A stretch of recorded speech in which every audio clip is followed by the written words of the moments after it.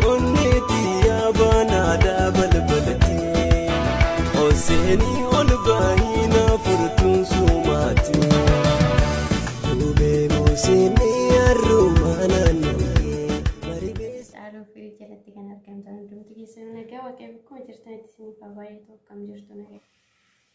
Awuroo tuuba 44 ishee firaankii gocha uffatanii yaadiin jira kaa naa ta'uu danda'a naa ta'uu dhiisuu danda'a yoo naa ta'e walumaan ilaalla yoo naa ta'uu baate immoo maa gochuu hin danda'u kun waa tokko naan jenne garuu karaa wasaabbii calliseen jalaa callise jechuudha sagalee ishee dhaggeeffadheenidha kanaan dhiisee hin dhaggeeffanne isa kaan hin dhaggeeffanne yoo daqiiqaa tokkoof waan ta'e natti haasofteerti asitti isa kaan immoo dhaggeeffadheera garuu ittiin deebisne jechuudha kun ashaangulliitii faan itti erga malee ittiin deebisne bilbila wajjin hin haasofne beeknu yeroo wajjin sagalee olii keenya jechuudha. Waaqayyo naa milkeessa. Yaadeera amma footoo miidhanan bilbilaa fi gona. Naalaa kaasti finnisti isaallee himu beeku.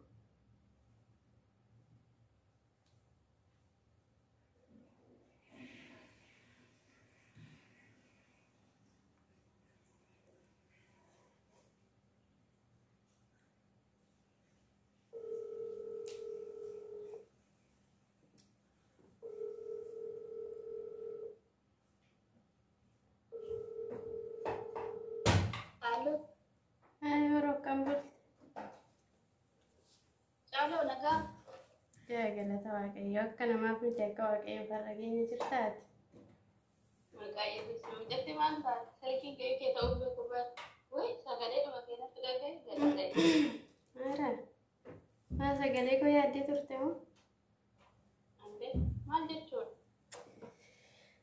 Nama bakka maalii gaaddee eegan bakka maaliitti arguudhaan silattu carraadhuma kooti fakkaata hiriyyaan naan baatu. Ara jaalatu akka biyyaatti dhugaa waaqayyo. Dhuguma bar jechuun asitti sineen iddoon sineen itti asii argee dhugaa waaqayyo maaliif akka ta'e garuu hin beeku.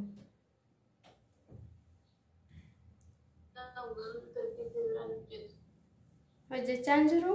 Dhagahamaa hin jiru? Hojii kee beektaa osoo sodaachaa jirtaatis. Gateen keenya dhagahu. Neetworkii dha. Hello. Hello.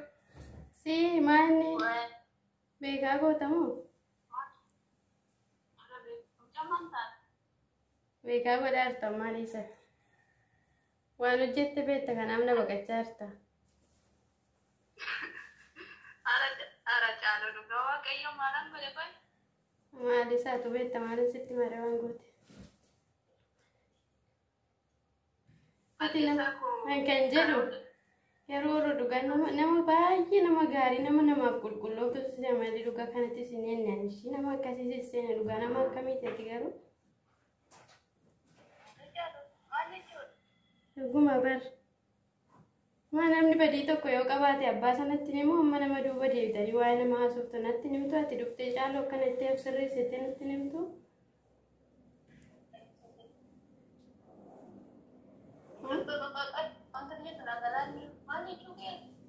Kaisatti si gala silattu nama duuba nama hamattu akka bineensa nama ciccirattu argaa keessan malee baay'ee sitti aareera dhugaa baay'ee tokko sitti qabamee jira. Caaloo waan jettu si galeera ammachi. Waan naasa'ummaa sirriitti hin beeku akkam naan galleedha naa galaana sitti maaraa bara.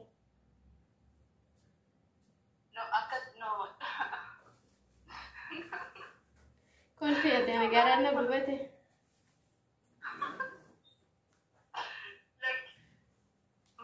Maqaan tokko malee simmaa miti. Ara maal jechuudha?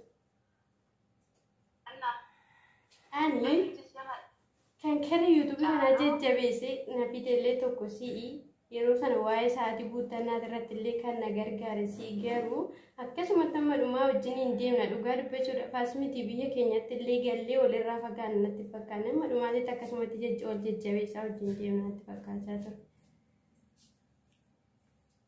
Caaloo wanti caaloo dhugaa ani reekarri godha kan isa dhaggeeffattee keessa yoo baatu kanarri garri keessatti sitti qal'adee natti mufatte natti Taanee miti yeroo duraa tokko Anduruma waa'ee rikoordii mitamu waa'ee rikoordii dhiisii. Ijji gamnaa dura booddee ani jedhate. Jaaloo mucaa maal taate? Ani dhuguma siin jedhaati kaleessa yoo ati sagalee godhakkeeffattee keessaa baatu kanarri garrii keessatti sitti qal'aadhe kanuma natti taate natti fakkaata. Kan isa naamattan jettuufi ani keessaan qabu. Abbaan isheen akka jettee Suma tokko kan waa'ee nama kan waa'ee kuwaasaa ture suma tokko immoo kanaaf asi qabadde kanaaf an dhufee si gaafadde. Tokko immoo suma. Garuu gochaa akkasiin irratti gootee dhugaa tokko tasuma bakka keessuma koo dhufee hin beeku yaades hin beeku ishee. Jaaloo laal olaanaa keenya dhugaa dubbachuudha. Jetteedhaan dhuftee nagaa fudhatamu wayi yoo nani maqaa kee dha'u dubbatti. YouTube wanna mana namaatira teessee naamachaa turte kaa? Jaaloo maqaa mucaa maal taate? Maalan ta'an dhugaa baay'ee sitti aareera warra dhugaa bakka jechuu mata nu harkaa badaa jira beektaa dhiiga koo tolla daffaa jira.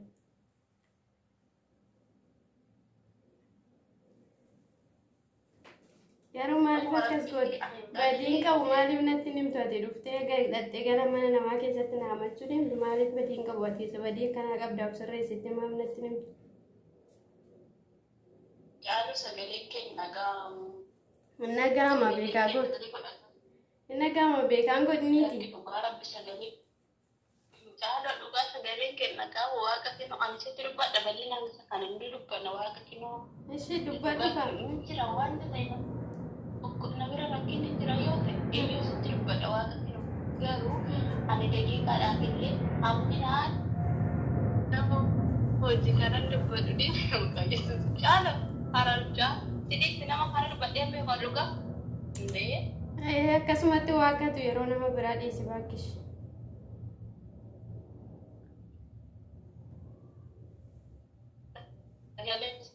Sagaleen kee qulqullina hin qabu namarratti sirratti qulqullina yoo qabaate hin beeku.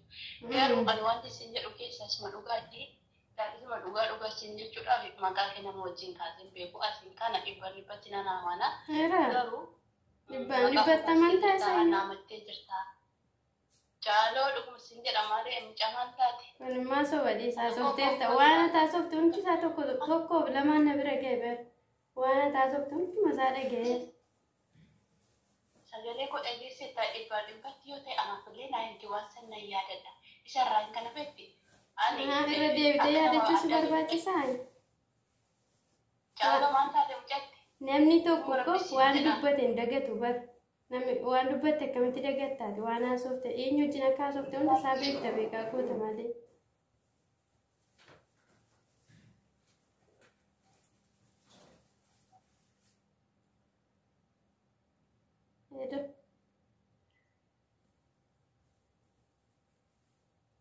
Oro dubbadhu.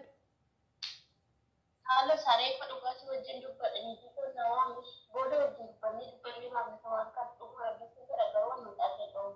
Isa karaanii dhugmaan dhugaatti ani jecha hin qabu. Ani ofirra dabarsee si jaalladhaa si amanan. Jaalala afaanii dhaga'e oroo jaalala afaanii hundumti keenya si jaalanna waliif duuna waliif jiraanna waliin jechaa oolla garuu soba dhugaa. Eeguma sii nama tokko nama nama kana booddee dhugaa hunduu gantuudha. Kana booddee bakka fayyaa ta'e kana booddee sitti sin bilbilu sitti sinaasa'u bakka hundaanuu bilu yookiin si godha kana booddee nan argitu si bakka. Kanuma na xumuramu kiyyakkee. Afuurri akkasi keessaa cabu waaqa kinoo mucaa maal taate nagaatti immoo. Qaldiin kan maaliiti akka tanaari gubachaa jiru anatu beeka. Waan namni hin qabne gaafa namni namaan jedhu akkamitti akka nama aarsu. Jaaloo dhuguma rabbis hin jedha oduu namaa dhageessee dhuftee naannoo ta'uu dhibumaan dhibbatti argitee waan tan yaadatu tokko waan daqiiqaadhaaf illee. Dogongora miti barku dogongora odoo ta'e irratti darbu waan dogongoraa miti bar waan namni namaan jedhu yaadni waan bakka jechuun waan mantasa sirraa hin eegne sirraa dhagee. Akka wanti sun maalidha dhugaa turumatti nan deebi'ee Deemi kootu. Ami namu namaatu jibba waan jibbu keessaan immoo. Oye warra deebite. Halo. Oye. Kalau aku rabbi lal anwa itu no anwa kan aku kawan kenakan bodoh kau. Nama apa kamu jitte nama ani kan itu juga saja cuma jitte nama. Ani aku bawa itu. Wana mama tufka, wana mama tuf, wana mama wana softufika. Kalau ada kifat, mana sari kono ada kifat kamu rabbi sejala ani itu. Nama entah, nama lu bate. Nama lu ikan tu jikam. Record miti. Ati kan nama record do tay ko bareda. Ati kara WhatsApp miti kan nama fana asofte YouTube irratti live irratti kan odeessaa turtani bar. Jadi nada kifat juga. Lalu jadi aku rabbi sejala. Nama tu kau mesti pasti kan itu tamat. Nama wajib yang nama sih nak gerak kiwas tu tu kau dah tamat. Ijoollee yuutuubiratti beeku kana keessa amma nama kee garaatti ka'ee nama dhufeeratti na kotti madhuudin nama biraan qabu. Mas hin jedha. Afaan karoor jaalannu baay'eetu jira. Garuu seenaa walii baannee kan itti himan hin qabu. Gabaabaa dhumatti si deebisudha. Maaliif nama tere yuutuubirra teessee shi maaliif nama tere shi sila akkasii. Jaaloo. Nayaami bakkis. Wai sari kiyya dhuguu rabbisiin jedhamti waaqni ani isin aman. Naamti yoo jette eegirdii gosa naafeen. Isaan kana fayyadamu si kanan si jalan olma guddaa kana oltu miti yaada ko kana oltu miti eenyu mayooti amina mul'atu kaasuu karaa danda'u. Ara. Kanaafi maal akka dhageesse fi dubbii sammuu. Hai, medis luka. Baay'ee tokko garaan na gubate. Soba, hin sobda kuni soba. Madeema isuma taasise waan haasofte hunda sakkoo nan dhageessisan isa gadicha kutanii. Dhageera garuu dhaggeeffadheera jechi namaa waan nama godhaaf miti garuu ta'us immoo bakka waan nama sanarraa inni gaafa nama godhu baay'ee namatti dhaga'ama dhugaa.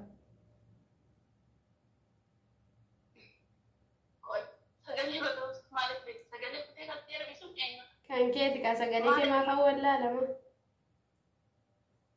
Caalooti nagaadhaa garuu. Nagaadhaa. Ani dhuguma rabbisi ta'uu ta'u. Laki, ani suka tahu juga syakatin bersama misalnya, anu tu, dia kena dong marapi, dia kena prank. Nyata mte. Prank lanjut. Calo, nagang kam tu dong marapi, namanya prank.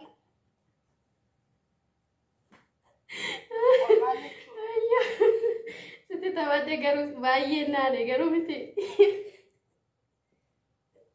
Eenyu waan jechuudha nama dhimmu jechuun anna kun yuutuubii keessa naanna'aa bo'uu kaateetta garuu bo'uu kaateetta miti xiqqoo si hafe mummamteetta. Dhaala argumaa kee dhugaa rabbiin akka hojjette jechuun ani qalbii ani oduun akka nama saqqalame yeroo baay'ee kana nu deebi'ee ta'e of shakka. Dhugaa naata amma kana naata idee yaadne garuu naa milkaa'eera biraankiin koo yes. Pranki maal lagutti keessa gahu yuutuubii galakkisuudhaaf qofa akka hin taane daraa. Lakki yuutuubii miti wasaap irratti hin galakkisa lakki. Argaa jechuun dhugaa rabbiin nama tokko keessa naanna'an eebbila maqaa ishee taasisu. Barbaadaa jirta garuu. Mee maaltu sitti dhaga'ame garuu? Maaltu sitti dhaga'ame? Hammam naati? Maaltu sitti dhaga'ame hammam naati? Jechuun no hiriyaaruu naaf miti qabu jechuun dammaree baay'ee. Miti? Innaate moo maaltu sitti dhaga'ame garuu? Jechuun dhugaa rabbii waa baay'ee keessan galan tokko sagalee kukutee kan ergee eenyuudhaan jedhee lama mana eenyuudhaan ta'e yuutuubii keessatti yaadaanaaf keessa deddeebi'u dhugaa jechuudhaaf. Jechuun sababni isaas yoo jette nama amanamtu miti ati dhugaa dubbatu afaan miti namni biraan kan deebisee amala jira jedhee yaaddooni. Jireenya koo keessatti immoo nama tokko jedhee namni dhufee ittiin yaada garaa kun hubatullee kanatti hubbatullee nama qaba jedhu keessaa ittiin dubbatseedha. Keessatti kan dubbatu waa'ee maalii irratti karaa maqaa dhibaa.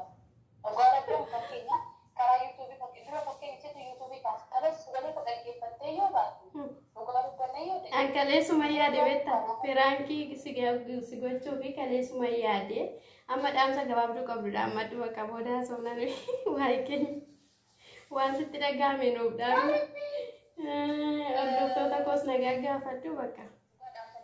Waan sitti dhagahame tokko oduu yoo jettu amala oduu odeessuu isaa hin qabu. Beektee oduu amala oduu odeessuu qabaatee sirri fa'a. Amala akeeffachuu godhanii sana maamulaan kan dhufu gochuudhaaf hin qabu. Jecha yuutuubii nama hunda keessan deeman keessatti qalbii waa'ee namaa dubbatu. Kana hunda isaa deemee jiraata amatti dhagahame keessa. Lammaffaa immoo eenyudha riikaa kutee kan isheedhaaf ergee kunillee anaaf gaaffiidha. Yeroo baay'ee yoo kaafuu keenya gara yuutuubii godhamu irratti galee yeroo baay'ee kana dubbatu caaloon na wajjin humna naannoo dhaabbattee kan hojjetu. Siidha tokko baarachaa kan irratti waan hojii guddaa kan hojjetu dhugaatiidhaa fi isa wajjin wal qabatee maqaa keenan kaasa. Amma naannoo isaanii qaarummaadhaani isa fayyaa gadhee jechuun annu baay'ee fedhe dhugaa eenyummaa kiyya nan